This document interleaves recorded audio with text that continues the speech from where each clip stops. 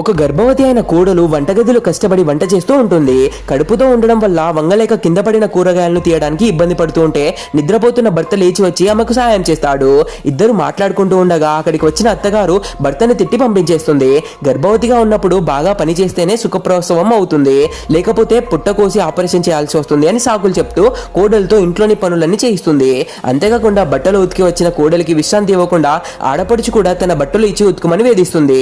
అంతటితో ఆగక అత్త ఆడపడుచుల కట్నం కోడల్ని నిలదీస్తారు. నీ మొగడు మొదట్లో ఉద్యోగం లేక ఖాళీగా ఉన్నాడు, ఇప్పుడు ప్రభుత్వ ఉద్యోగం వచ్చింది, మీ నాన్న మిగిలిన కట్నం డబ్బులు ఎప్పుడిస్తాడు అని వేధిస్తారు. తండ్రి కొత్తగా ఆటో కొన్నాడని తెలుసుకొని ఆటో కొన్నాడని డబ్బులున్నాయి కానీ మాకు కట్నం ఇవ్వడానికి డబ్బులు లేవా అని అరిసి ఆమెను ఏడిపిస్తారు. రాత్రి భోజనం కూడా పెట్టకుండా ఆకలితో ఉంచుతారు. ఇదంతా గమనించిన భర్త రాత్రి భార్య వద్దకు వచ్చి ఓదార్స్తాడు.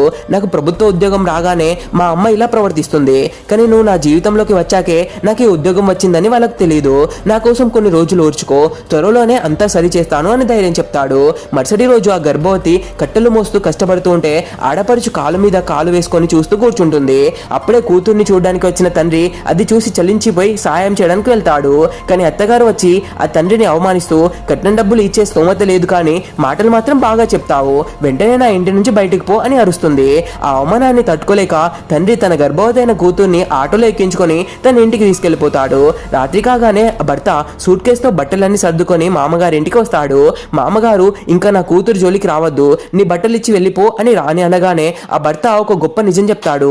నేను నా భార్యకు బట్టలు ఇవ్వడానికి రాలేదు మామగారు, ఇవి నా బట్టలు, కట్నం కోసం కన్న తల్లిలా చూడాల్సిన భార్యను వేధించే ఆ ఇంట్లో నేను ఒక్క క్షణం కూడా ఉండను, నా భార్య పిల్లలే నాకు ముఖ్యం, నా భార్యతోనే నేను ఇక్కడ ఉంటాను అని చెప్పి తన కన్న తల్లిని చెల్లెల్ని వదిలేసి భార్య వైపే నిలబడతాడు.